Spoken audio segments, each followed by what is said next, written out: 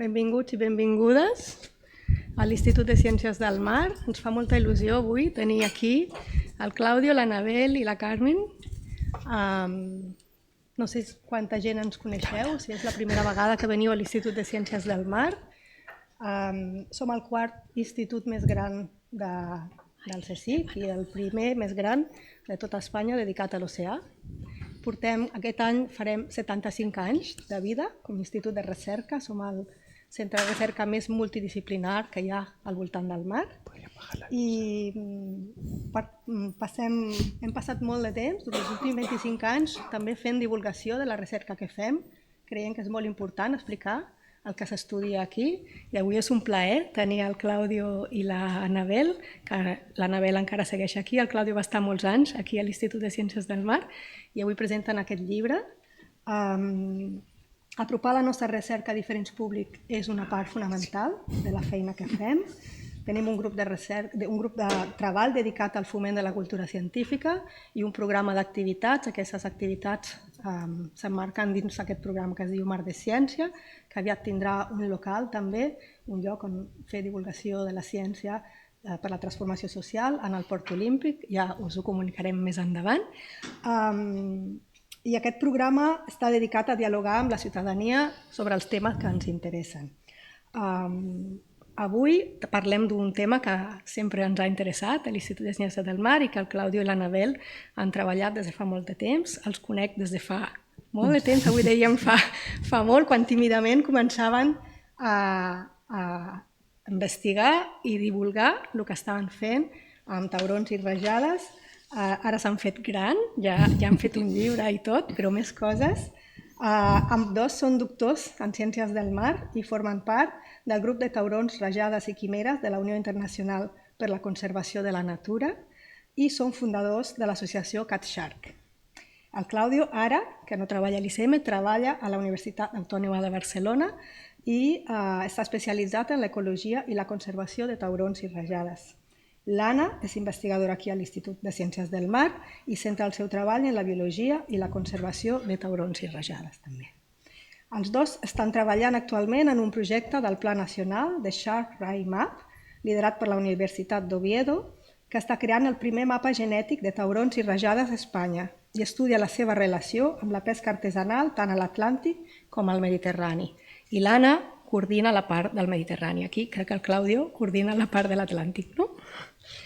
CatShark és una ONG que han fundat que es dedica a la recerca, la divulgació i la conservació i també a la ciència ciutadana de taurons, rajades i quimera, especialment en l'àmbit del Mediterrani, duent a terme projecte d'investigació sobre alimentació, reproducció, contaminació de teixits o distribució d'espècies. També fan molta divulgació a escoles, a la Festa de la Ciència, fan projectes d'art i ciència, com la col·laboració amb la Sílvia Saya de Ruido, o són part de la plataforma de ciència ciutadana Observadors del Mar amb el projecte Taurons i Rajades. També treballen per la Generalitat de Catalunya, que els ha encarregat diferents informes i actualment acaben d'entregar el llistat actualitzat de les espècies de taurons i rajades presents a Catalunya i estan preparant el protocol nacional d'actuació davant del varament de bató i deus pel Ministeri per la Transició Ecològica i el Repte Demogràfic. Tot això amb l'objectiu de generar coneixement i acostar-los a la societat i les institucions gestores per protegir aquestes espècies tan vulnerables. Avui tenim el plaer de tenir aquí també la Carmen Guerrero, llicenciada en Ciències de la Informació i Traducció, que treballa a la Vicepresidència Adjunta de Cultura Científica i Ciència Ciutadana a Madrid. I ella coordina les col·leccions que sabem de què forma part aquest llibre de taurons, també divulgació i mentes curioses, curiosamente, gestiona els projectes com a Ciutat Ciència o Entre línies i ciències con el CSIC i dirigeix i presenta el podcast Ciència para leer.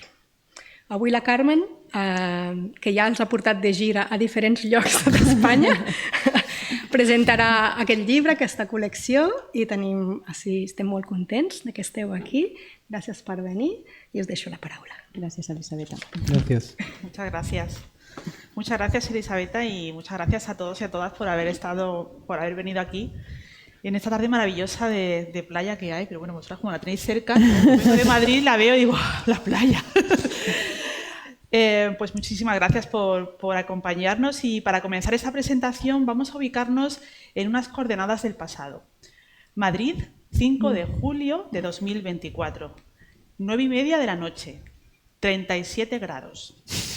Ese día, Anabel, Claudio y yo estábamos sentados en la escalinata de la sede central del Consejo Superior de Investigaciones Científicas, en la calle Serrano.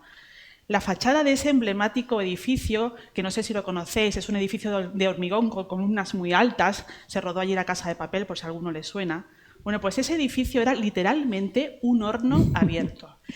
Y no es que a los tres nos encante charlar y torrarnos al calor de las tardes madrileñas, es que ese día se celebraba CSIC de Cine, que es un proyecto de divulgación que une películas y ciencia. De hecho, aquí en el ICM creo que se ha celebrado también alguna sesión.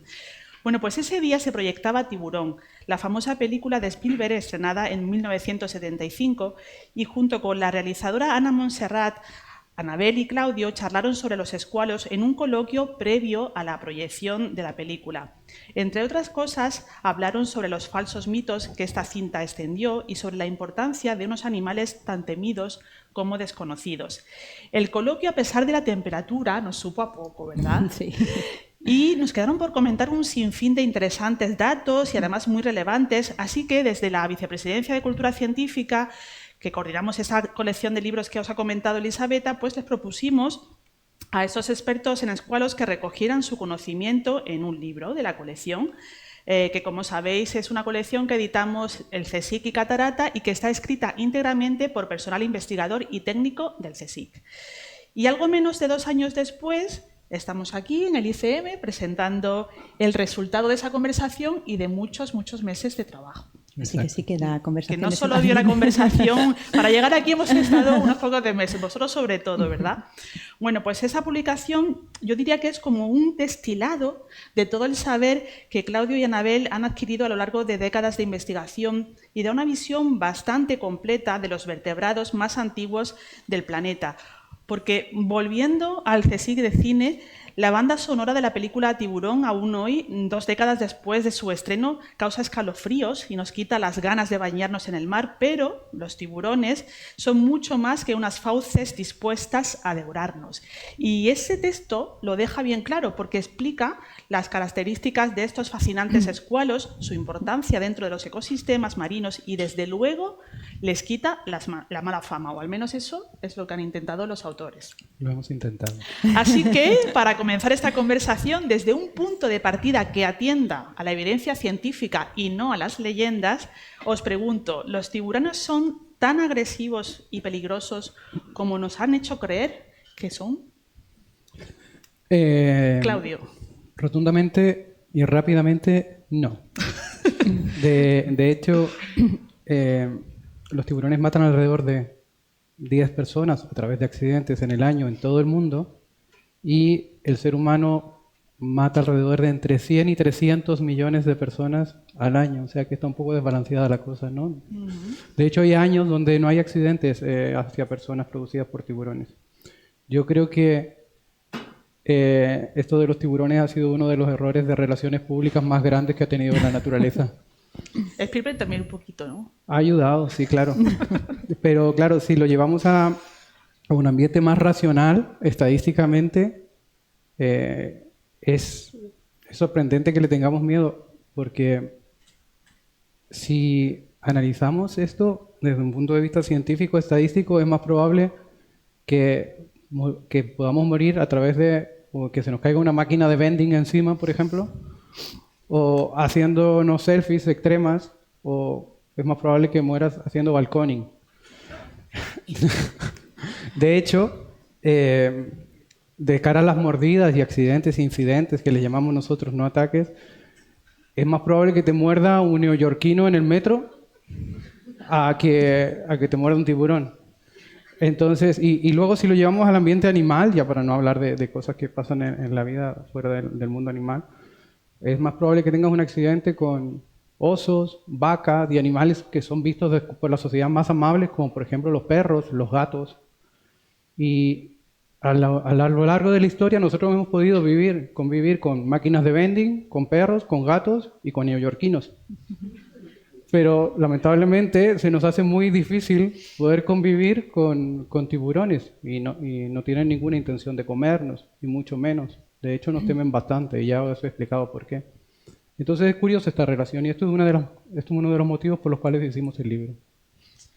Los tiburones empezaron a poblar los mares hace mucho, mucho tiempo. En concreto, llevan en este planeta, según decís en el libro, 450 millones de años. ¿Cómo han adaptarse y sobrevivir a extinciones que, por ejemplo, los dinosaurios no han sido capaces de superar? Sí, bueno, ellos han sobrevivido a 5 extinciones masivas. Wow. Entonces, lo bueno que han tenido ellos es que desde el principio se formaron con tanta eficiencia, o sea, han podido diversificarse en todos los ambientes marinos que hay, en todos los estratos de profundidad, o sea que tienen una capacidad de adaptación muy, muy grande y además es que prácticamente ya cuando surgieron casi perfectos, o sea, con esa eficiencia a la hora de nadar, a la hora de gastar la menor energía posible y esto les hace pues, muy eficientes a su ambiente y capacidad de adaptación sobre todo. Al ser uno de los linajes más antiguos surcando las aguas, los tiburones también son muy diversos, también hay buena cuenta aquí de todas las especies que se conocen. ¿Cuántas son y cuáles destacaríais? Tenemos poco tiempo. ¿Habrá que quedarse con alguna? Esto es como que a quién quieres más, ¿no? El primer hijo, el segundo, el tercero. Sabes que no te voy a responder eso, ¿no? No hay un quién quiero más. Pero bueno, dinos algunos que son especialmente originales o llamativos. Eso sí te lo puedo decir. Nosotros siempre hemos pensado que hay un tiburón. Bueno, en general la gente piensa que es un tiburón, el gran tiburón blanco, y ya está, ahí se acaba. Pero en realidad hay 560 especies de tiburones. Ya sé que aquí hay personas que saben mucho de tiburones, pero hay otros que no tienen ni idea de nada. Entonces, seguramente en algún caso diré cosas muy básicas. Pero ahora mismo hay alrededor de 560 especies de tiburones. Si hay que elegir algunos que destaquen por alguna cosa, por ejemplo, el tiburón más pequeño del mundo es el tiburón linterna enano, que mide como la palma de mi mano. También le llaman tiburón ninja y mola porque es un tiburón oscuro de este tamaño y que además es bioluminiscente, es como un peluche. De hecho se llama tiburón de terciopelo también. Después en el Ártico, que seguramente algunos de vosotros habéis escuchado, hay un tiburón que se llama tiburón de Groenlandia, que también destaca bastante porque se cree que puede superar los 400 años de edad, es el vertebrado más longevo que se conoce actualmente. Y después pues, está el tiburón duende, que ha salido en Galicia, que tiene como un morro muy muy largo y apareció hace varios millones de años, o sea, se conserva exactamente igual, no es que haya habido uno previo a él, al que está ahora, sino que él mismo apareció hace muchos millones de años. Creemos que está en otros mares, pero lo tenemos aquí en mares españoles. Y finalmente, pues yo creo que el tiburón blanco, ¿por qué no decirlo? O el tiburón marrajo, es un tiburón... No voy a nombrar al blanco más. El tiburón marrajo es el tiburón más rápido del mundo, alcanza 70 kilómetros por hora y es como el Ferrari del mar, por ejemplo, a los que les gustan las motos. ¿Y ese nos lo comemos? Mi padre decía que cocido se come todo. Y eso aquí en España yo creo que vale también. Y antes aquí había una pesquería que se llamaba marrajera, que iba destinada especialmente a los marrajos cuando había muchos antes. Claro. ¿Y dónde viven? Porque, claro, tantísimos, ¿están en todos los mares o hay alguno que se les resista? Pues han conseguido estar en todos los mares, incluso, están en todas las latitudes, a diferentes profundidades, como comentaba antes. Hay tiburones que viven a medias aguas, pero otros que llegan hasta 4.000 metros. Hay algunos tiburones que viven en río, hay un género exclusivo que solo está en río. Y luego incluso hay algunos que se arriesgan a salir fuera del agua también. Entonces tenemos una diversidad increíble y sí han conseguido adaptarse a todos los ambientes. Y si hacemos zoom y ponemos el foco en nuestra península, ¿cuáles especies destacaríais? Las que rondan por los mares de la península ibérica y por Canarias. Siempre en los diarios dice que apareció tiburón, vuelven los tiburones a las aguas españolas, como si... Luego iremos a esa parte de las noticias. ¿Sabes? Es increíble, pero sí, hay alrededor de 60 especies de tiburones en España. Tenemos desde el tiburón ballena hasta que se ha registrado hace un par de años. También tiburón blanco, tiburón azul. El tiburón azul aparece siempre en nuestras aguas, en cada verano. Aquí en Cataluña siempre tenemos tiburones azules. Hay unos que son muy similares al tiburón blanco, son como tiburones blancos pequeñitos que se llaman cailones. Luego el marrajo, luego la pinta roja, que es el tiburón más abundante de nuestros fondos, que muchas veces es vendido como cazón. Hay muchísimos tiburones. Hay tiburones de profundidad que pueden llegar hasta los 3.000 metros, el tiburón dormilón. Sí, puedo ser así. Nos vale como... Eternamente, ¿te vale? No, porque no podemos hacer mucho spoiler, porque aquí hay mucha información todavía que descubrir, que tienen Vale. que descubrir. Y además tenemos tiempo limitado, ¿verdad? Claro, ahí estamos. Y el capítulo 3 habla de la anatomía de los tiburones, que ahí también hay una buena lista de curiosidades y de datos sorprendentes, que es otra de las características que también los hacen únicos. No sé si ahí queréis que hablemos de esas mandíbulas de dientes o algo que destaquemos alguna otra cosa de su anatomía. Bueno, a mí lo que me fascina más de su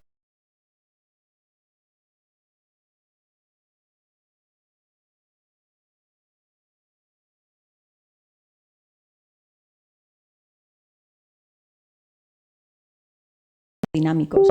Entonces, ¿estoy tocando algo? No. Ah, vale. Debe ser Charlie, que ha recibido un me estoy mensaje. moviendo y estoy Ya lo ves, moviendo levanta esto. la mano. Vale. Y luego, bueno, esta piel les hace extremadamente, bueno, eficientes dentro del agua. Esto primero de todo, pero luego, bueno, si hablamos de las mandíbulas, tienen unas mandíbulas que tienen dientes durante toda su vida. O sea que Baby Shark os ha engañado a todos, porque Grandma Shark tiene dientes. Y luego podríamos hablar también tienen un hígado gigante, que eso les ayuda, no tienen vejiga natatoria como los peces vertebrados, entonces con el hígado lo utilizan básicamente, aparte de la función que realiza, es para la flotabilidad en las diferentes profundidades y bueno, y más o menos yo creo que, bueno, aparte de las especies que son pelágicas que tienen ese hidrodinamismo fantástico. ¿Y qué de los sentidos? Porque también están muy, muy bien equipados los escualos, ¿verdad? Sí. Generalmente se tiende a decir tiburones prehistóricos, pero en realidad evolutivamente están ultra bien hechos. Tienen 7 sentidos, los 5 nuestros y además 2 más. Pero no solamente tienen nuestros 5 sentidos, sino que, por ejemplo, se cree que el tiburón tiene el olfato más desarrollado. Efectivamente tiene el olfato más desarrollado. Pero antes de que llegue la información al olfato, tienen otros mecanismos. Por ejemplo, ellos escuchan muy bien también. El sonido viaja mucho más rápido en el agua que en el aire. Viaja 5 veces más rápido en el agua que en el aire. Por tanto, ellos pueden escuchar algo que está pasando a muchísimos metros de distancia. Para que os hagáis una idea, el sonido viaja como una bala en el aire, más o menos, a esa velocidad. Luego, el olfato tiene la capacidad, no solamente la capacidad de oler como nosotros, sino que pueden saber la dirección de dónde viene ese olor. Entonces, siempre se dice que pueden oler una gota de sangre en una piscina, pero claro, ellos saben más o menos a quién pertenece y además saben por dónde viene porque el olor, porque no huelen al mismo tiempo. Primero entra por una fosa y luego por la otra fosa. Entonces, de esta manera pueden saber la dirección. Además, tenemos, olfato, luego la visión. También la visión es muy, muy buena. De hecho, hay algunas especificidades como el tapetum lucidum, algo similar a lo que tienen los gatos, que es para que puedan ver bien en la oscuridad. ¿Habéis visto gatos en la noche? Que se reflejan... ¿Tú, Julia, has visto gatos en la noche? ¿No? Ahora que tienes gato. Si veis un gato en la noche, los ojos son como amarillos, como verdes, pues eso mismo hacen los tiburones en la oscuridad. Las rayas también tienen otras estructuras córneas. Después el gusto lo tienen en la boca.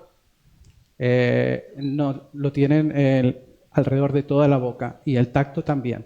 Ya vamos a llegar a eso, pero esa es una de las razones por las cuales no es que los tiburones sean como los dinosaurios, ¿sabes? Que pueden, o sea, para sentir el tacto ellos tienen que, para saber lo que es, ellos tienen que morder. No pueden mover la aleta para ver qué hay. Entonces, lo que hacen es, a eso me refería con los dinosaurios, no pueden mover la aleta, entonces lo que hacen es pegar una pequeña mordida, si no les gusta luego sueltan. Y posteriormente tienen otros dos que son fascinantes, que es la línea lateral, por la cual pueden sentir pequeñas vibraciones que ocurren en el agua. Por ejemplo, que es como que nosotros seamos capaces de sentir cuando alguien viene y quién viene a través del movimiento del aire. Es exactamente lo mismo, pero ellos lo pueden sentir a través del movimiento y las vibraciones del agua.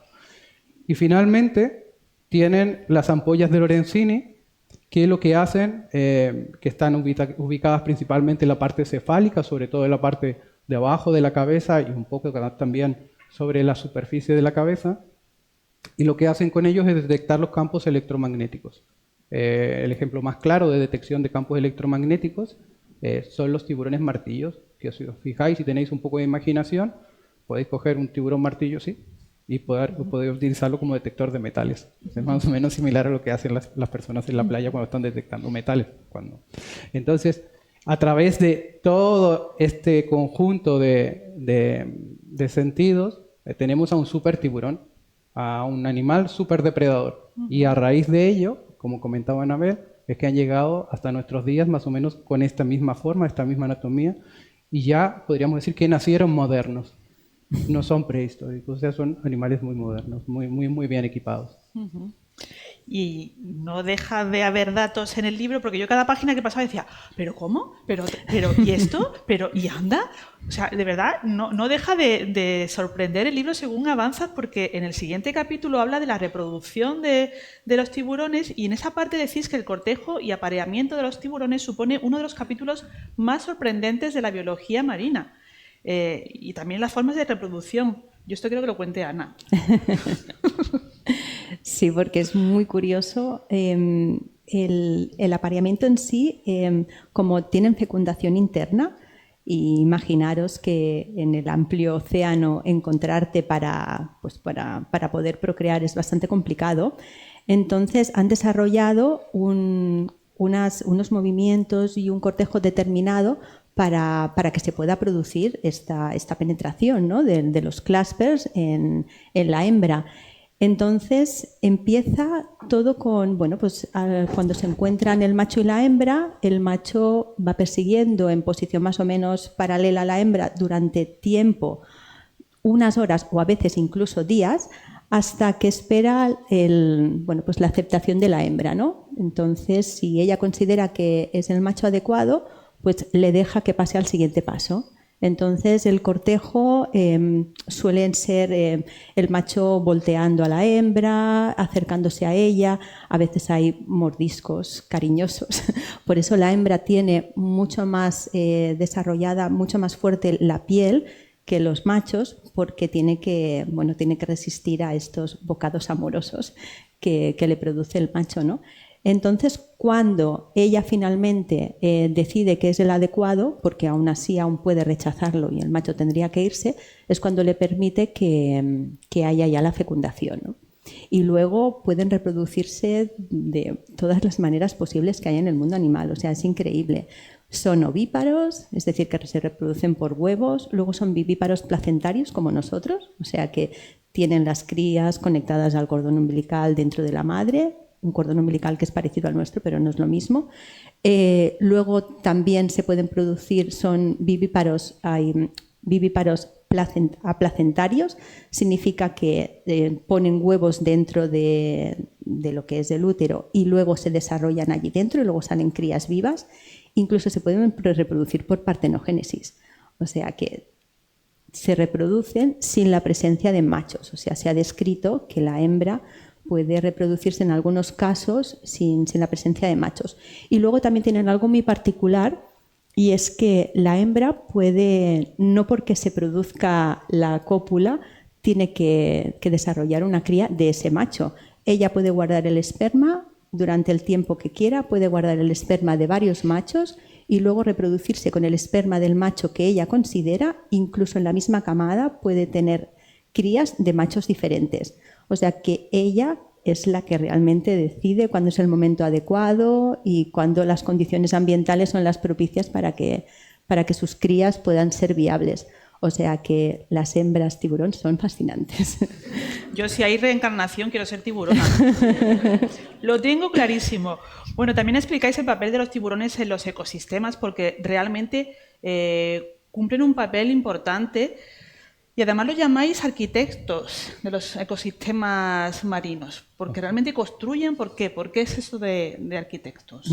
Arquitectos porque son los guardianes de la estructura del ecosistema.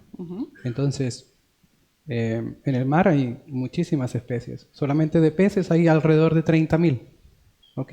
Entonces, si consideramos que la cadena trófica es una cadena alimenticia como un triángulo, los tiburones se encontrarían en la parte de arriba. Entonces, vamos a imaginarnos que esto es como un castillo de naipes. La cadena trófica es una estructura de naipes. Entonces, si quitamos la parte de arriba, el castillo en ocasiones se desarma cuando estamos haciendo este castillo de naipes. Pero también esta regulación de esta estructura se llama top-down, arriba abajo. Oye, que sé inglés pero en catalán. Y entonces, hay otra manera de estructurar también el ecosistema que es desde abajo hacia arriba, que es lo que hace el plancton, que son los organismos más abundantes que hay en el mar. Entonces, la estructura trófica se regula de estas dos maneras, a través del plancton. Si el plancton cambia, pues se cae todo este castillo de naipes, y si se sacan los tiburones, también hay probabilidades de que se caiga este castillo de naipes, que se desestructure este ecosistema. Y si cambia este castillo de naipes, lo que pasa es que hay especies que se pueden hacer muy abundantes, otras menos abundantes, y se puede desequilibrar. Luego va a encontrar su propio equilibrio, pero va a ser diferente al que tenemos ahora. Y si se desequilibra, pues pueden cambiar los stocks pesqueros, por ejemplo, pueden aumentar mucho unas especies, por ejemplo los autótrofos, que son las algas, o el fitoplancton. Hay diferentes maneras de que se desestructure esta cadena trófica, pero ahora mismo ellos son los guardianes y han sido los guardianes y los arquitectos de este ecosistema hace mucho tiempo. También actúan de otras maneras, por ejemplo, ellos se mueven grandes distancias, tanto verticalmente como horizontalmente, hacen migraciones bastante grandes. Por ejemplo, la tintorera, que es una especie que tenemos aquí al lado, lo que hace es muchas veces se alimenta arriba en la superficie del agua, se alimenta de cefalópodos, de calamares y esto, y entonces al alimentarse arriba, luego hace migraciones verticales hacia abajo y participa en el flujo de carbono vertical que nosotros le llamamos activo. ¿Habéis escuchado alguna vez del transporte de CO2, que hay mucho CO2 en la atmósfera y que el mar capta de alguna manera este CO2 y lo lleva a la profundidad? Pues hay animales muy grandes que este trabajo lo hacen mucho mejor como lo hace el mar en sí mismo. Entonces, es una fuente de carbono activa. Come arriba y va a tirar sus desechos abajo, hasta más de 1000 metros. Las tintoreras pueden recorrer más de 1000 metros hacia abajo y luego volver a subir para alimentarse. Y también esto lo hacen de manera horizontal. También pueden transportar nutrientes a través de sus heces y sus desechos metabólicos a zonas donde hay menos productividad. Y si hay un desierto, por ejemplo, marino, pues, y hay movimiento de grandes animales, lo que hace es aumentar la productividad y estimular el ecosistema, la cadena trófica y la alimentación de otras especies en esa zona. O sea que no solamente son guapos, sino que además... Y bien equipados. Y bien equipados, y no estoy enamorado de ellos, sino que además tienen funciones muy importantes en el ecosistema. Y a pesar de todo eso, cada vez que hay un avistamiento de un tiburón, en los medios siguen contando este hecho con alarmismo. Y repasando noticias, a colación de la lectura del libro, he encontrado una del verano pasado, justo porque hubo un avistamiento de un tiburón peregrino en las playas de Marbella. Y los periodistas de un programa de tarde, bastante conocido, explicaban entre risas y expresiones de cierta desconfianza que este tiburón no se alimenta de bañistas, que no se preocupen, que lo que comen es plancton. Y luego otra noticia en Radio Televisión Española, me acuerdo que era el programa de Silvia Inchaurrondo, se hacía eco de una noticia que aparecía en The Sun en junio de 2023 a propósito de varios avistamientos que se habían hecho de tiburones en las costas españolas. Y directamente el titular era: no vayáis a España a veranear porque hay tiburones. Así era la cosa. Entonces, claro, y esto es de hace 2 años y del año pasado. Al final sigue... el miedo y la exageración sigue vendiendo si se habla de estos animales, ¿no? Y no sé hasta qué punto esto se puede cambiar, porque al final Bueno, cuéntame, Ana, y luego te digo Sí, yo otra cosa. bueno, el problema es que hay mucha desinformación, todavía seguimos viviendo con miedo a lo que hay en el fondo marino y esto tendríamos que empezar a revertirlo totalmente, pero sobre todo con educación y pedagogía desde que eres pequeño. O sea, hay que educar con amor y respeto hacia la naturaleza sobre todo y teniendo unas bases científicas, ¿no? Más que nada. O sea, a ver, no puedes decidir que algo es peligroso cuando todavía no sabes. Entonces, sí, no, hay mucho desconocimiento y además el problema es que también hay muchas, bueno, pues que todo este morbo vende. Entonces, a la mínima que hay cualquier cosa, que a lo mejor ha sido un pez o algo, porque muchas veces son peces que muerden a bañistas o lo que sea, o ha sido atacado por... Es como, bueno, realmente tener Estabas tú una... en su casa, ¿no? Sí. No, tener sobre todo la desinformación hay que cambiarla desde los medios y que tengan otra visión un poquito más respetuosa hacia estos animales, ¿no? Porque claro, todo esto hace que la gente pues tenga unos pretextos hacia ellos que no son correctos, ¿no? Unas ideas. Entonces, Es que mola más que te muerda un tiburón a que sí, te no, muerda claro, una que te merluza, muerda una claro. merluza, eso está Estás en clarísimo, la playa, ¿no? me muerde Es mucho una menos merluza. exótico, ¿no? Claro, exacto. Pero claro, esto hace que no... Claro. Y además las redes sociales también son muy peligrosas. Entonces hay aquí mucha gente que intenta que revierta todo esto de alguna manera, ¿no? Hay grandes divulgadores en redes, pero también hay otros muchos que lo que hacen es transmitir el desconocimiento todavía aún más, ¿no? Y a partir de toda esa desinformación y de las malas prácticas humanas, llegamos al resultado de que el animal amenazador, como decía Claudio en otras conversaciones que hemos tenido, es realmente el amenazado. Porque al final la situación de los tiburones no es tan... A pesar de estar tan bien equipados y ser tan guays, pues es que resulta que también son vulnerables, ¿no? Ya, lo que pasa es que el ser humano está haciendo cosas que quizás no debiera hacer. Y no solamente hacia los animales, sino también hacia otros seres humanos. Así es. Entonces tenemos un problema ahí grave. Y sí que los tiburones tienen grandes problemas. Uno de ellos es la degradación de hábitat. Los tiburones, la pesca de arrastre, por ejemplo, en ocasiones puede degradar hábitat. Hay muchos pescadores que, sin embargo, colaboran con la ciencia. Hay otros tipos por ejemplo, lo que hablaba Anabel, de los marrajeros. O sea, aquí hubieron grandes flotas de marrajos en el Mediterráneo y ahora ya no quedan. Lo que pasa es que no se pueden comprar sardinas con tiburones. No, hay que entender con qué animales estamos trabajando, con qué animales se van a pescar. Las sardinas y los peces óseos en general se reproducen de otra manera. Ellos tiran sus larvas, sus gametos al agua y de estos gametos salen millones de larvas. Son muy productivos. En cambio, los tiburones, ¿esto tengo que decirlo ahora o después vamos a hablar de cómo son? No, dale. Vale, okay. Entonces, los tiburones son menos productivos, son muy longevos, tienen pocas crías, tienen largos periodos de gestación, por tanto, no están capacitados para soportar esta carga de pesquera, como sí que lo pueden estar otras especies que son de importancia comercial y donde tienen grandes biomasas, grandes abundancias, como pueden ser las sardinas, los boquerones, se llaman boquerones, ¿verdad? Sí. Boquerones, las merluzas.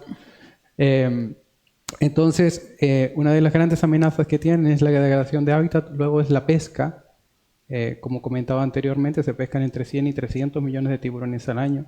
Entonces, los tiburones, aunque sean mega super guays, claro, no han evolucionado tan rápido como sí han evolucionado, por llamarlo de esta manera, las artes pesqueras, los motores, por ejemplo, las barcas, el número de barcas que han habido en el último tiempo cada vez van más lejos, cada vez están más tiempo en el mar, cada vez las redes son más grandes.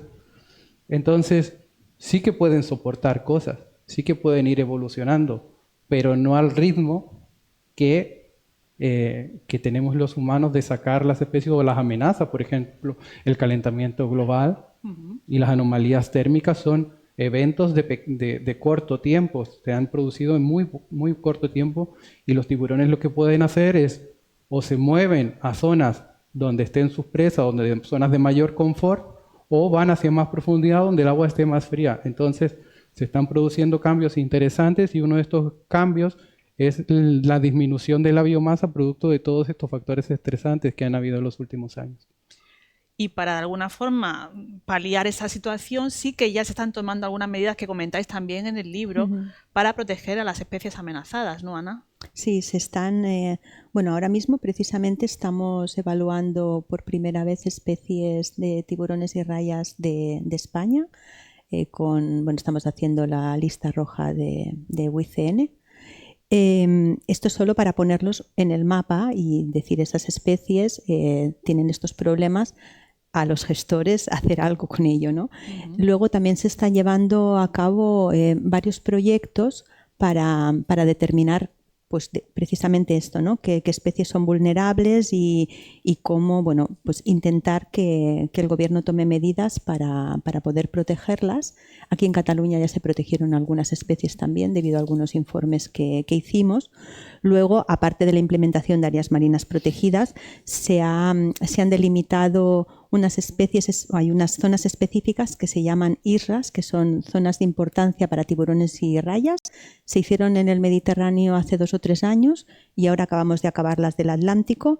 Entonces, lo que hemos hecho aquí ha sido identificar zonas que son importantes, ya sean para la reproducción, para la alimentación, para la agregación de especies, y todo cabe decir que muchas de ellas las hemos hecho gracias a la ciencia ciudadana. O sea que todos los que estéis aquí podéis participar en que esto se haga realidad también, ¿no? En cierta manera. Y bueno, lo que se está haciendo ahora con estas islas es pedir proyectos para poder acabar de estudiar cuáles son los procesos que se están llevando a cabo aquí y luego intentar implementarlas para que sean áreas marinas protegidas. Entonces, bueno, se están haciendo varias cosas, se está trabajando mucho con el sector pesquero, mano a mano, nos ayudan a coger muchos datos, la pedagogía que ellos nos pueden transmitir a nosotros y que nosotros podemos transmitirle a ellos. Esta transferencia de conocimiento es muy, muy importante para sectores que están en contacto directo con estas especies. Y en cierta manera, bueno, también lo muy importante es llevar a cabo todo este conocimiento, también llevarlo a la sociedad de alguna manera, ¿no? O sea, la divulgación y la educación, como ya comentaba, es la base prácticamente de todo, ¿no? Aparte de la investigación, evidentemente, porque con una base sólida de investigación es como se pueden llegar a proteger estas especies. Claro, y este dúo, que no son tiburones, pero son potentísimos, como los propios tiburones, hacen investigación, pero también movilizan y llaman a la acción ciudadana y a la sociedad. Y ahí también conecto con Cat Sharks, que los dos sois fundadores y Claudio, el director científico, ¿no? de la asociación. Sí. Y bueno, y ahí aquí habrá muchos, supongo, miembros de Cat Sharks, pero para quien no lo sea, contad qué consiste y a lo mejor tenemos ventanilla abierta para que se haga la gente socia, ¿no? Lo haces tú. Venga. Tú eres mejor vendiendo que yo, definitivamente. Nos vendemos fatal, eso que lo sepáis. Somos muy buenos investigadores, o sea, nos vendemos fatal. Pero bueno, no, ya lo comentaba antes Elisabetta, ¿no? O sea, somos fundadores además de esta asociación, que es una ONG, Cat Sharks, que se dedica a nuestra base es la investigación y con proyectos de investigación intentamos llevar a cabo pues proyectos de educación y divulgación, ¿no? Ahora hemos tenido hace poco, el año pasado, el proyecto de Aula Cat Sharks, que llevamos unos huevos de gato, de pinta roja, perdón, me salía en catalán, Tauro Gat, a las escuelas. Entonces, bueno, pues han seguido ahí en el colegio pues el desarrollo embrionario, los hemos tenido aquí en la ZAE, los tuvimos durante casi 5 meses, hasta que al final salieron las crías y fuimos a hacer la reintroducción en una zona donde, porque era un proyecto dentro de aquí del Ayuntamiento de Barcelona también, que era para reintroducir tanto gorgonias como tiburones a una zona que hay aquí del Puerto del Espigón. Entonces, bueno, pues este proyecto la verdad es que nos ayudó mucho a que las escuelas se implicaran mucho en el conocimiento de la diversidad de tiburones que hay, ¿no? Y luego pues también participamos en eventos de aquí de la ciudad. la Festa de la Ciencia, la Festa del Mar de Badalona, bueno, en varios eventos que hacemos. Aquí hacemos las puertas abiertas todos los noviembres para la Semana de la Ciencia. Entonces todo esto es imprescindible, ¿no? La divulgación que hacemos es sacarla también afuera, ¿no? Y además, pues como comentaba también Elisabet antes, estamos asesorando a la Generalitat en varios proyectos que nos han encargado en los últimos años, sobre todo identificar qué especies hay aquí en Cataluña, que eso es muy importante porque algo tan básico como para saber las especies que tenemos no se sabía, porque habían registros de que había que aparecido esto, aquí no. Nadie sabía lo que estaba pasando, si realmente era aquello o no. Entonces, el empezar con una base de qué especies tenemos es muy importante para poder empezar a hacer cualquier tipo de actuación hacia ello, ¿no? Y luego, supongo que todos sabréis que el año pasado hubo un montón de varamientos de mantas aquí en nuestras costas, entonces no sabemos qué es lo que está pasando. Se montó con los equipos de rescate, con las redes de rescate. Aquí, por ejemplo, está Arnau del CRAM y de toda España. Se estuvieron haciendo varias reuniones, fuimos a varias necropsias a la Autónoma a ver qué estaba pasando con esto. Entonces, al final se encargó un protocolo de actuación para ver qué se hacía en caso de varamientos, en el que está participando toda la red de rescate y la gente que estuvo implicada el año pasado. Entonces, esto es para el Ministerio. Entonces, es una asociación que somos bastante activos y que intentamos, sobre todo es lo que decimos, ¿no? O sea, los dos somos científicos, entonces necesitamos esta base científica y de ahí es donde empezamos a transmitir y divulgar el conocimiento que tenemos en dónde queremos llegar, ¿no? Claro, es importante porque tenemos que pensar que España es el tercer país que más pesca tiburones en el mundo. Entonces, y el primero de la Unión Europea. Entonces, lo que tenemos que hacer nosotros es no solamente estar en el laboratorio, sino que traspasar toda esa información, que es lo que dice Anabel, a la ciudadanía, para que la ciudadanía no le tema y cambie esta percepción. ¿Verdad, Neus? Y luego esto puede llegar a los políticos, porque si a la ciudadanía no le interesa, a los políticos no les va a importar nada. Va a seguir ocurriendo esto siempre y las poblaciones van a seguir declinando. Entonces, todo este proceso, todo este círculo que es tan difícil de hacer como científicos, porque los tiburones pueden ser muy guays y muy pop y ahora cada vez están más de moda, pero cambiar la percepción de una especie que tiene que siempre ha sido vista desde un punto de vista como el gran villano, es fundamental para que se puedan hacer acciones de divulgación y de conservación sobre todo. Porque si no, las especies se van a ir diezmando, van a desaparecer y las futuras generaciones no las van a poder conocer. Y este grandioso, este fundamento que decíamos de arquitectos del ecosistema, pues tampoco va a existir. Entonces, parece que fuésemos los defensores de los tiburones, que lo somos. Porque sí, pero en realidad es un trabajo que involucra muchas piezas. Y para esas piezas es importante tener estos tres objetivos: ciencia, conservación, divulgación y gestión. Ya he dicho 4, pero más o menos es lo mismo. Que se unan y que sobre todo que se puedan hacer acciones de gestión. Porque si no, los tiburones van a quedar en el libro. Y no queremos eso. No. Pero en el último capítulo, o casi de los últimos, creo que en el 9 o en el 10,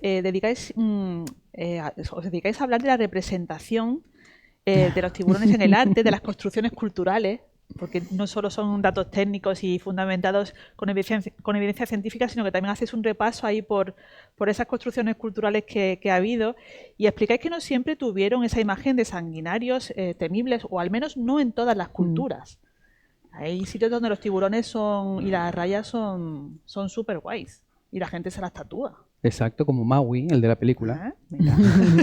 ¿No?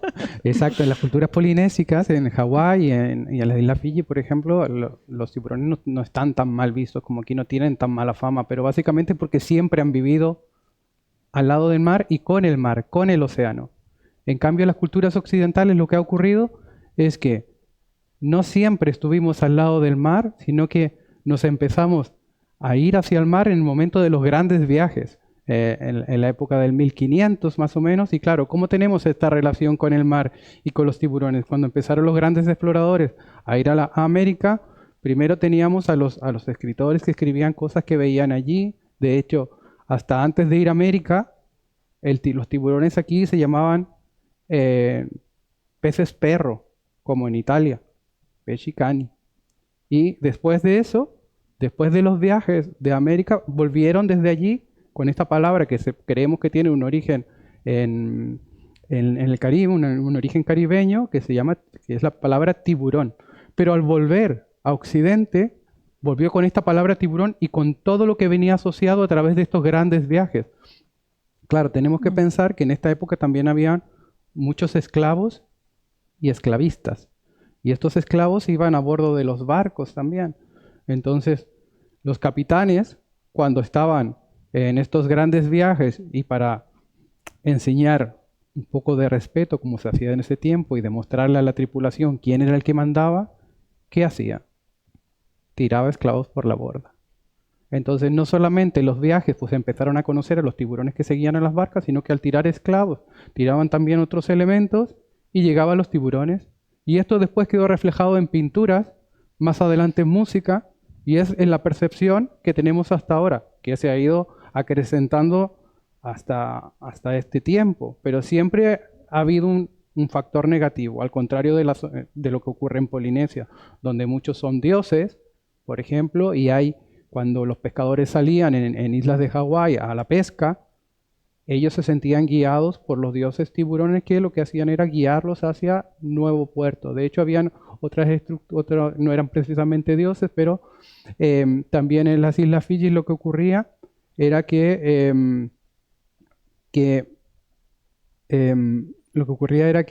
cuando fallecía una persona, ellos pensaban que su espíritu pasaba a peces, pasaba a tiburones, y después estos tiburones, estos espíritus, eran los que los protegían. Por ejemplo, tenemos el caso de nuevo de Moana o Vaiana, porque aquí se llamaba Moana originalmente la película, que significa océano, y aquí se llama Vaiana. Entonces, no sé si os recordáis que la abuela de Vaiana se transforma en una manta y después la manta la cuida. Pues es un poquito esto. Esto es lo que ocurre más o menos en Oceanía. Lamentablemente aquí, pues con la película, con el arte, con esto, pues hasta ahora más o menos no han tenido buena prensa, digamos. Y con la música, pues también ha habido momentos en los que los tiburones han sido protagonistas. Y a ver si Charlie nos pincha una canción que apareció en 1994. A ver.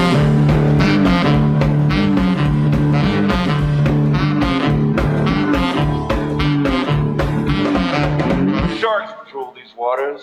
Sharks patrol these waters. Hey, don't let your fingers dangle in the water. Don't you worry about the Dayglow Orange Life Preserver. It won't save you. It won't save you. Swim for the shore just as fast as you were able. Swim like a motherfucker. Swim. Swim. Swim.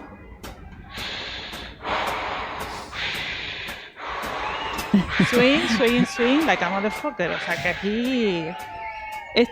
Bueno, es que yo creo que hay un fan aquí sentado del grupo Morphine. No sé, por lo que sea, me da a mí que hay aquí un fan del grupo, y además haces una explicación de por qué canta este hombre así, los instrumentos que usa relacionado con los tiburones, que me encanta escuchar. Así que lo compartimos con... Qué presión ahora. A ver, yo te dije no es... A ver, es que hablamos mucho antes de estas cosas y claro, luego ya pues yo voy sacando del hilo, voy tirando. Entonces, este es no sé si lo conocéis, aquí hay artistas también, que seguro que hay un par de personas que se dedican a la música, al menos.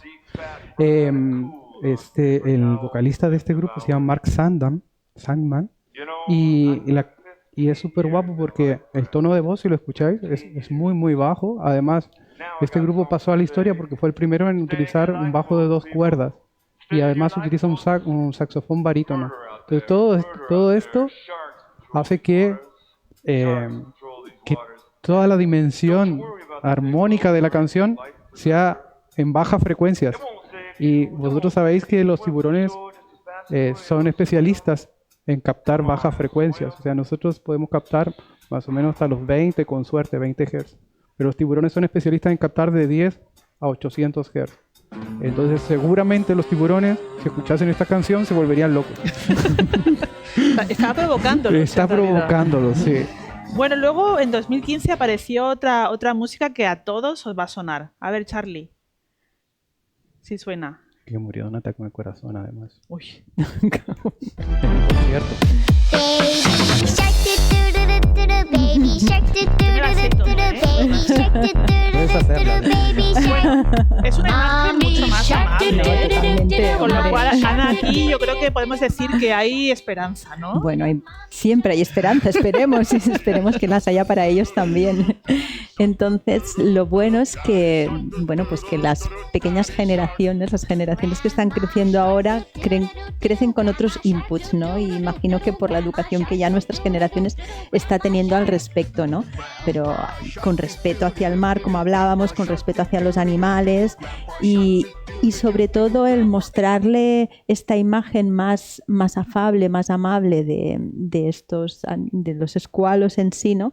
Pues hace que claro, que su concepto ya cambie totalmente, ¿no? Entonces es muchísimo mejor estar cantando Baby Shark y poder jugar, o sea, verlos de una manera como más afable que no tenerles miedo, eso es evidente. Entonces este cambio de visión y este cambio cultural está aquí y tenemos que potenciarlo de alguna manera. También ayuda, ¿no? Y en el capítulo 10 tenemos un contenido que a mí también me encanta porque el título es Derribando mitos sobre los tiburones y curiosidades. Aquí directamente ellos ponen frases que se oyen frecuentemente y las desmienten o las aclaran.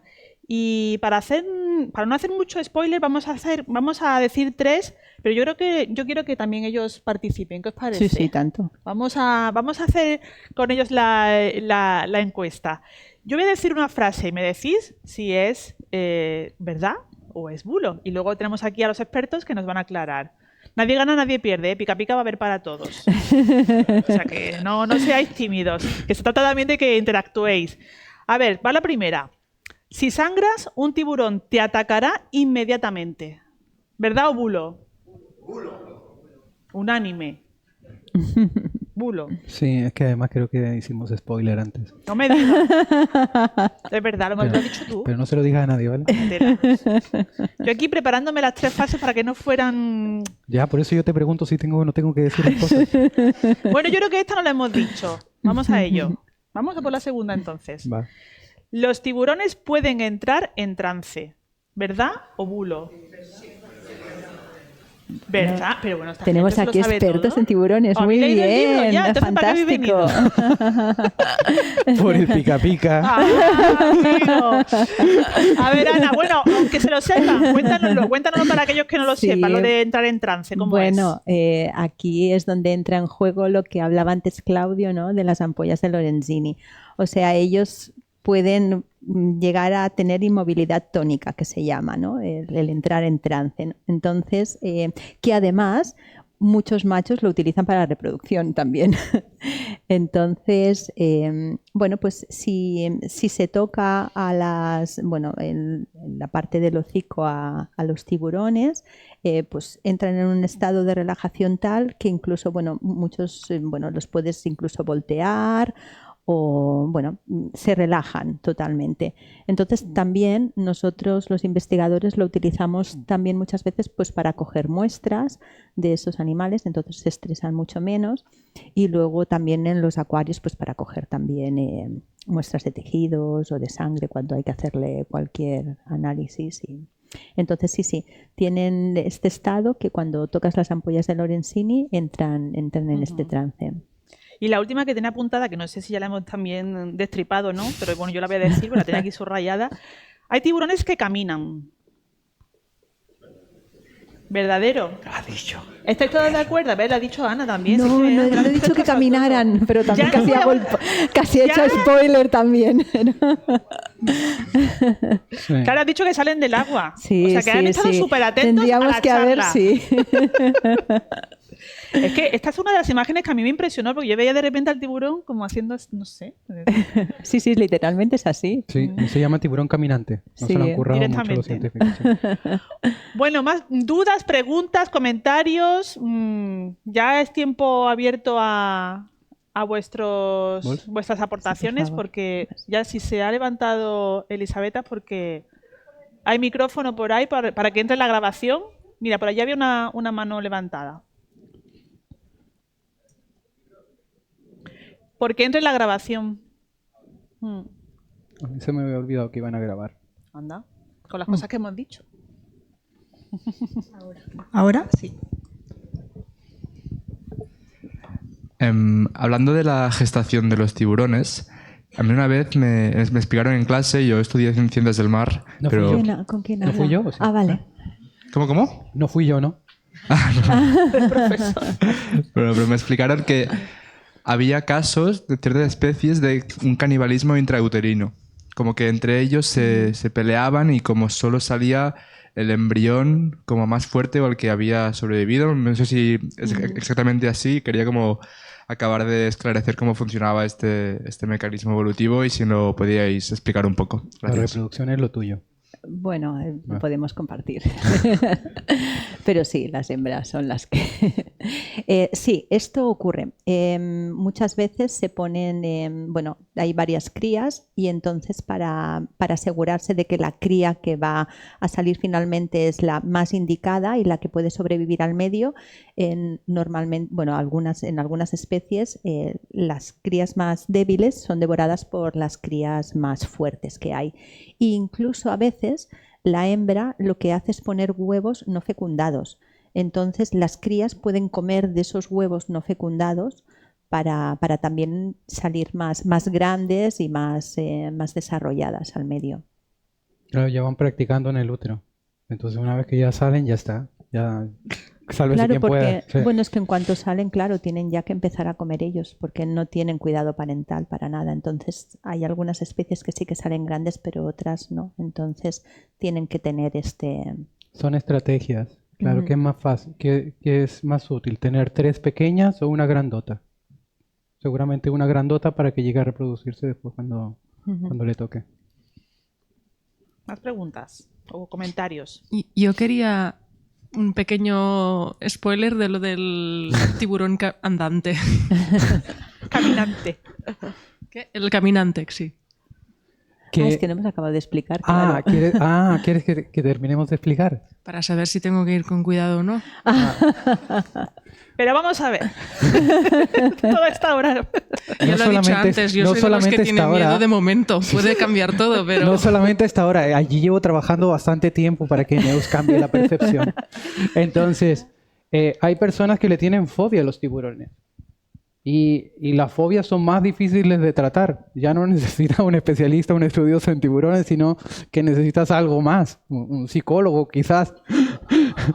Entonces, pero sí, el tiburón caminante no está en Somorrostro ni en Bogatell, no te preocupes. Tampoco está en Icaria, puedes jugar en las 3 playas voleibol, no hay problema. Está en la zona de Oceanía y es un tiburón así, la más que tierno, y además le llaman como tiburón ocelado, tiburón colilargo, es como una pinta roja larga, se alimenta de crustáceos, tiene los dientes muy cercanos a ser planos, así que a lo más te puede apretar un poquito, pero no creo que seas de su gusto. Con todo respeto, Phil, pero yo no creo que este tiburón quiera en algún caso morder a alguna persona. O sea, no, está muy lejos de eso. Es un tiburón muy pequeñito, tiene la boca así. O sea, solamente sale a las rocas, a las pozas mareales, para comer crustáceo y algún despistado cefalópodo que vaya por ahí, o un pez, porque además se mueve bastante lento y se mueve con las aletas pectorales. Te muestro cómo, así. Además dice en el libro, los tiburones no te vendrán a buscar a casa, estos tiburones caminantes, mucho menos estos que no pueden ni subir escalones. O sea que, tranquila. Exacto. Había por ahí otra pregunta. Sí, a ver, los mares de plástico de nuestros océanos son un grave peligro para los tiburones, por supuesto, y para todas las especies. De alguna manera, si esto aumenta a lo largo de este siglo, ¿Podría acabar con los tiburones? ¿O por lo menos menguarlos?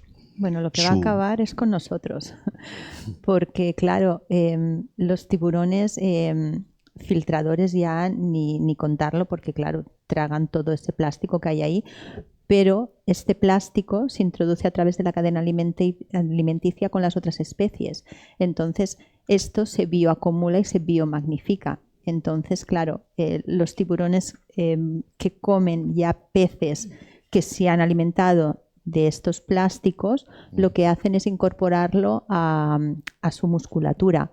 Entonces, nosotros hace unos años también un chico de la asociación, bueno, trabajamos en un estudio de contaminación en tejidos y sí, hay contaminantes muy altos, por eso son especies como el atún o como el salmón que se consideran que no tendrías que comer, porque nosotros estamos, o sea, el tiburón está dentro de nuestra dieta aquí en Cataluña, ¿no? Bueno, y en España, como hemos comentado antes. Entonces, sería una de las especies que tendrías que comer pocos días a la semana, porque toda esta contaminación nosotros la vamos acumulando por plástico, también. por metales pesados, claro. Sí, claro. Bueno, es que los plásticos, claro, evidentemente la degradación del plástico hace que esos contaminantes, que en la estructura que está formada, se contaminen los tejidos, o sea, por el proceso de desintegración de estos plásticos, ¿no? Pues tú acabas incorporando tantos metales pesados como todo tipo de contaminantes que hay en los plásticos. O sea, que el plástico no es solo que tú te lo ingieras, sino cuando haces la digestión, todos esos componentes los incorporas tú a los tejidos. Y ese es el problema. Y claro, evidentemente que si esto sigue creciendo, o sea, tenemos un problema muy grave de plásticos, no solo de plásticos macroplásticos, de microplásticos en el mar, que estamos ingiriendo al beber agua y no nos damos cuenta, ¿no? Entonces, esto es un Sí, en el año grave 2018, problema. si mal no recuerdo, hicimos un estudio de interacción de tiburones con plástico y encontramos que más de 20 especies estaban o enredadas en plásticos o habían consumido o en su boca tenían macroplásticos. Luego el microplástico, ya esto es otro dilema. Pero sí que Anabel estuvo haciendo un estudio y encontramos que bastantes tiburones, sobre todo, quedaban atrapados en la parte de las branquias, entonces también esto le impide alimentarse. Y claro, los tiburones oceánicos, los giros oceánicos también, que es donde está esto que dices tú, por ahora, claro que se ven muy afectados. Sí, es lo que comentaba Claudio, ¿no? Que claro, ellos no pueden utilizar las aletas, ¿no? Como manos, entonces muchos de ellos, sobre todo los aros estos que hay, pues de los refrescos o del empaquetado y todo, claro, en cuanto queda enganchado, y esto ya pasa con todas las especies marinas, ¿no? Pero en muchos tiburones hemos encontrado esto, ¿no? Que quedaban atrapados y a raíz de ahí ellos van creciendo y claro, el plástico no se podía ir y acababa ahogándolos, ¿no? Entonces, sí, es un gran problema. Ojalá que tenemos de haya los algún plásticos. tipo de solución científica a corto plazo o largo plazo para ir amenguando esto, ¿no? Bueno, sobre todo es lo que hablábamos, ¿no? La divulgación y la pedagogía que tenemos que hacer nosotros, ¿no? Los plásticos del mar empiezan porque nosotros generamos plásticos y los acabamos tirando al mar de alguna manera, ¿no? O sea, nuestros residuos tendríamos que ser conscientes de que no tendrían que llegar hasta allí, ¿no? Al menos Entonces, reciclar por eso. cada uno de nosotros como seres reciclables, pues Sí. evitar que lleguen al mar, porque entonces esto ya está perdido. Sí, porque ahora hay muchas alternativas, entonces sí que tendríamos que intentarlo. Sí. Si te interesa el tema de microplásticos, la colección tiene un libro que se llama Micro y Nanoplásticos, que además está escrito, entre otras, por Cinta Aporte, que creo que es, si no es del ICEM, no, es otro centro de Barcelona. Pero bueno, tenemos un libro del año pasado, precisamente, que habla de eso desde el punto de vista de la alimentación, del medio ambiente, cómo los micro y nanoplásticos son vectores transmisores en su interior de otras sustancias. No, si cada uno de nosotros tenemos un nivel de plástico como una tarjeta de crédito dentro de los tejidos nuestros corporales, o sea, es terrible. Sí. No sé si hay alguna pregunta más. Sí, por ahí. Wow. Gracias. Creo que ahí había... He visto 6 manos levantadas. Sí. Claro, es que nos queda mucho por contar. Se están calentando las cervezas. Parece que aquí, ¿no? ¿Verdad? No, primero daros las gracias por vuestro trabajo y luego no sabía lo de los varamientos de las mantas del año pasado. Habéis dicho que habéis llevado unos estudios. ¿Habéis descubierto por qué hubo el varamiento? ¿Por toxicidad o...? Voy.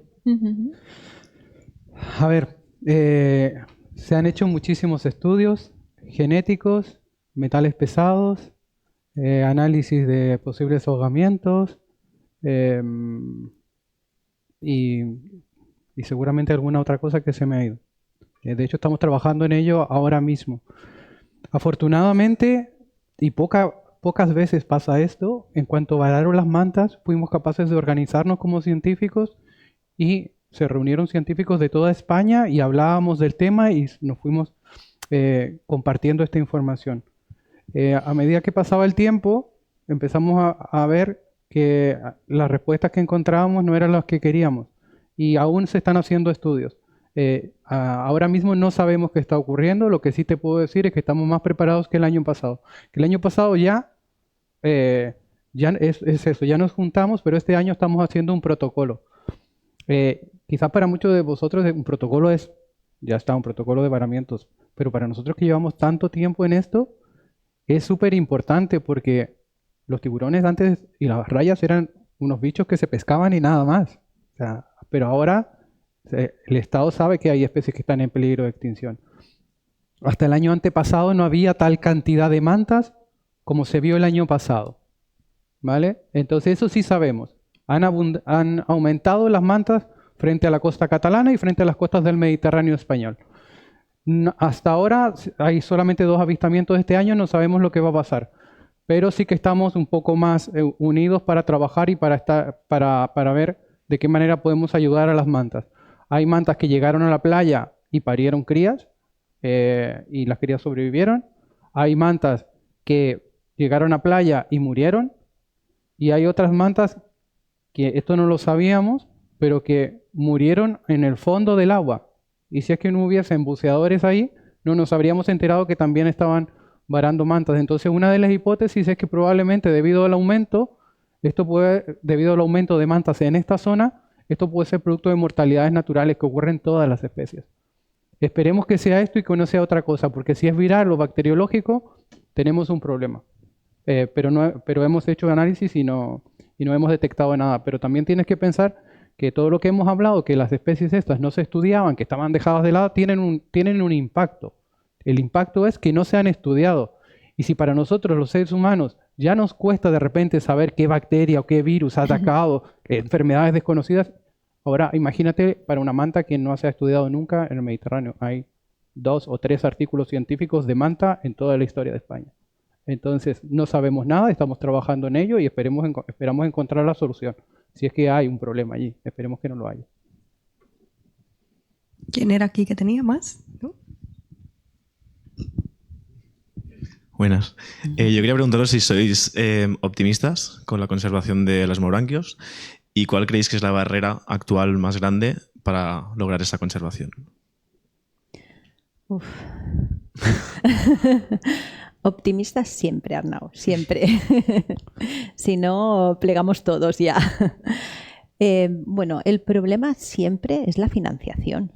O sea, es el problema más grande que hay en todos los campos y sobre todo en el científico. Y más con especies que no son importantes comercialmente, o la mayoría de ellos actualmente. Y muchas que están en peligro, no hay dinero para poder hacer un seguimiento de estas especies, ni poder llevar un control, o sea, yo creo que la limitación básica es primero el interés por parte del gobierno, que está por bastante bajo, pero está cambiando, que es como decíamos antes. O sea, ahora estamos intentando, entre todos, estamos intentando poner a los tiburones y las rayas en el mapa y dando a conocer de que son importantes y que hay que hacer algo al respecto con todo lo que está pasando.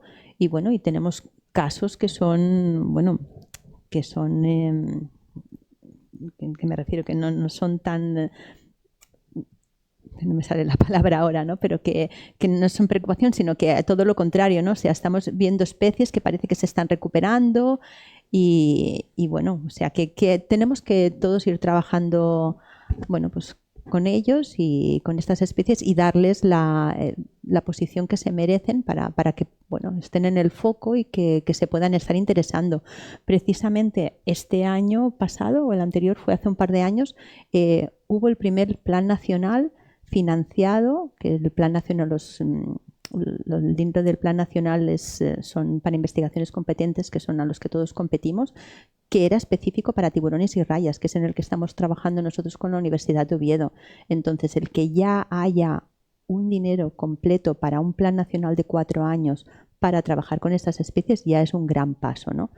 Entonces, bueno, esperanza siempre y la limitación siempre es el dinero y el interés, entonces estamos en ello, ¿no? Mira, precisamente nos dijeron la semana pasada que en el Congreso de los Diputados quieren que vayamos a hablar con ellos para mostrar las evaluaciones de las especies que hemos hecho. Mira que nuestro grupo, la verdad es que es el que menos especies ha evaluado porque no estaba dentro del pliego del Ministerio, pero aún así lo hemos conseguido. Y han pedido específicamente que el grupo de tiburones y rayas estuviera allí para poder hablar de qué está pasando, ¿no? Para poder empezar a tomar medidas. Entonces, creo que estamos todos trabajando hacia el buen camino. Así que sí, que hay esperanza. Yo voy a hacer una cuña pequeña y es... Cuando llegué aquí hace 14 años, 14 años y dije, quiero estudiar tiburones y rayas. Eso me hicieron. Eso mismo. Pero si aquí no hay tiburones y rayas. Digo, ¿cómo que no? Así empezó. Y de hecho el CRAM sí que tenía tenía el curso de tiburones, pero no creo que no estaba como para hacer no había una red de rescate para tiburones y rayas. Ahora se está hablando y ahora Anabel está diciendo lo de los diputados. Esta pregunta me la hacen siempre, por eso quería hacer la cuña. Yo creo que se avanza lentamente, pero como todo, cuando hay políticos de por medio siempre se avanza más lento, pero yo creo que vamos bien. Esperemos que alcancemos a llegar. Eso es. Buenas tardes. Yo tenía 2 preguntas. La segunda me la acabáis de contestar y me he quedado muy satisfecho, ¿no? Porque la segunda pregunta era el hecho de si teníais una vía de trabajo directamente más con los políticos. A mí la política me aburre una barbaridad, pero reconozco que sí que es una vía muy factible a la hora de lo que es la conservación, ¿no? Con lo cual me alegra saber mucho que desde el Congreso de los Diputados os hagan estar allá, pues para empezar a tomar directrices o al menos ser conscientes de cómo está el panorama de los tiburones y rayas, ¿no? Eso ya es un gran paso, con lo cual me alegro, ¿no? Porque, bueno, sí que es verdad que podemos hacer muchas cosas desde divulgación, investigación y demás, pero la clase política es importante para poder avanzar, ¿no? A nivel de propuestas de leyes o a nivel de financiación, ¿no? Guay. La primera pregunta, y es que también, desgraciadamente, la reducción de las poblaciones de tiburones están bajando mucho, ¿no? O sea, por el bycatch, por la contaminación de las aguas, por el finning, que por cierto, el finning, tenemos la empresa mayor en España, está en Galicia, los que preparan las aletas para enviarlas a China. Bueno, si nos quedamos sin poblaciones de tiburones, que esperemos que no, claro, el ecosistema se trastoca. ¿Sabéis si realmente aún estamos a tiempo o ya se empiezan a ver cambios en los ecosistemas marinos porque las poblaciones de tiburones han bajado mucho? No sé, pregunto desde la ignorancia. ¿Voy? Vale, voy. Lo hago corto. Primero que todo, para los no entendidos, pues como esto que expliqué del castillo de naipes, si hay un depredador apical, este consume a los depredadores de aquí abajo, que son los depredadores de nivel intermedio, y luego estos pues a los consumidores primarios o directamente comen productores primarios. Esto así en plan muy básico. Entonces la pregunta es, si la parte de arriba ya ha bajado tanto en biomasa, ¿qué es lo que está pasando con el resto? En el Mediterráneo hay varias personas, varios investigadores, y yo también lo creo, que los grandes depredadores ya han dejado de cumplir esta función ecológica, porque la mayoría de las especies grandes, llamémoslo tiburón blanco, lo vuelvo a decir, marrajo, los cailones, ya no están. Ya están todos en peligro crítico de extinción. Eso significa que hay poquitos. O sea, el último se vio el año 2023 y de ahí hace bastante tiempo que no se ha visto de los blancos, por ejemplo. Entonces la función ecológica ya se ha ido perdiendo. Ahora en el Atlántico, yo creo que aún tienen, o sea, en base a lo que sabemos, aún la función ecológica se puede salvar y aún están haciendo esta función ecológica de depredadores apicales los grandes tiburones. Luego tenemos todos los... No hay que olvidarnos que hay 560 especies y la mayoría son mesodepredadores. Y estos tiburones todavía son abundantes, al menos de lo que conocemos. Entonces sí que están cumpliendo su función ecológica. La llave estaría en los depredadores apicales. Para mí en el Mediterráneo no, o lo que sabemos científicamente ya la hemos perdido casi totalmente, pero en el Atlántico y en el resto de los mares sí que todavía están cumpliendo su función. Por ejemplo, donde se está haciendo finning, en las zonas más tropicales, sí que se están diezmando las poblaciones, pero aún quedan. O sea que yo creo que siguen cumpliendo esa función. Gracias. Había una frase que decía, no tengas miedo si ves a un tiburón, ten miedo si no ves tiburones. Exacto. Gracias. Claro. Bueno, pues con esa frase nos vamos a quedar porque queda muchísima información por descubrir en estas páginas, así que os invitamos a leer el libro. Además, si alguien quiere comprarlo, pues esta es su oportunidad porque vamos a estar arriba tomando un refresco y con los autores dispuestos a firmar los ejemplares que queráis adquirir. Porque la asociación los ha traído, ¿no? Sí. Para la los has traído. Ha traído algunos. Y bueno, nada más, invitaros a que echéis un vistazo al folleto que os hemos traído con el resto de títulos de la colección que sabemos de, y también invitaros a escuchar La Ciencia a través del podcast Ciencia para Leer.